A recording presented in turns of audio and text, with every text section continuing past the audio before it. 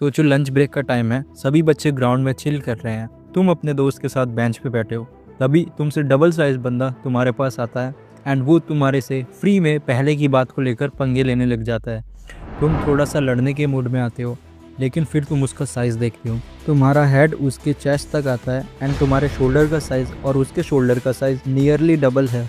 तुम्हारे चेहरे पर और पैरों में थोड़ा सा डर दिखता है एंड उसके मुंह पर ओवर कॉन्फिडेंस, और उस मोमेंट पे सिर्फ एक ही थॉट दिमाग में घूमता रहता है, अगर ये बड़ा बंदा मुझ पर जंप कर दे तो क्या मैं इससे लड़ पाऊंगा।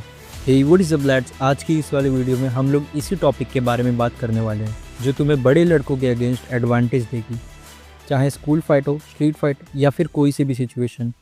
वीडियो की सबसे स्टार्ट में हम उसके कुछ डिसएडवांटेजेस गिनवाते हैं। बंदा बड़ा हो सकता है, लेकिन बड़े शरीर के साथ ऐसा रिएक्शन टाइम मेंटेन करना बहुत ही मुश्किल काम है। बंदा हैवी हो सकता है, पर ऐसे हैवी शरीर के साथ स्टेमिना बिल्ड करना भी मुश्किल है।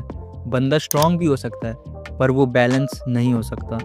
नाउ द पॉइंट इज, लड़ाई को जीतने के लिए हम लोग को ज़्यादा पावर की नहीं, प्रेजेंस ऑफ माइंड की ज़रूरत है। इन तीनों चीज़ों को सुनकर आपका बड़े लड़कों से डर तो निकल गया, लेकिन अब ये समझो कि उस सिचुएशन में आपको कैसे बिहेव करना है। सबसे पहला काम है आपको गुस्सा नहीं करना।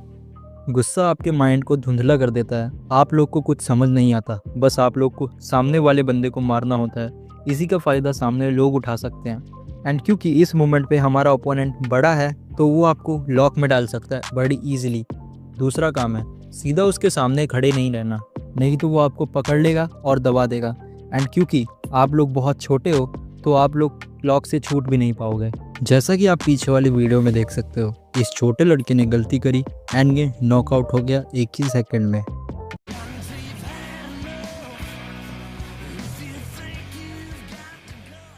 एंड थर्ड काम है उसका ओवर कॉन्फिडेंस उसके अगेंस्ट यूज़ करो। इसका मतलब है उसको चेज करने दो, क्योंकि वो तुमसे बड़ा है और उसको लगेगा कि आप लोग उससे डर रहे हो, पर यही आपकी स्ट्रैटेजी होने वाली है उसको हराने के लिए। नाउ तुमने अपने माइंड को काम रखा, तुम उसके सामने सीधे खड़े नहीं हुए एंड तुमने उसको चार्ज करने दिया। इसका मतलब तुम्हारे पास अब एक ओपनिंग आती है। अब उस ओपनिंग को कैसे यूज़ करना है वो मैं बताता हूँ। उस बंदे ने गुस्से में आकर तुम लोग को एक ओपन स्पॉट दे दिया। अब तुम लोग को कुछ टारगेट्स रखने हैं जिस पे तुम्हें मारना है एंड फाइट को एंड करना है। Let me be very clear, तुम स्कूल में कभी लड़ने नहीं जाते, तुम स्कूल में पढ़ने जाते हो, एंड मैं कभी नहीं चाहूँगा कि मेरा व्यूअर या सब्सक्राइबर अपनी फाइट स्टार्ट करें। इसलिए तुम लोग को स्कूल में किसी को डैमेज नहीं करना, तुम लोगों को सिर्फ एस्केप करना है एंड सिचुएशन को कंट्रोल करने का ट्राई करना है। इसलिए टारगेट सिंपल रहने वाले हैं। फर्स्ट टारगेट है आइज, डिस्ट्रैक्शन नॉट इंजरी।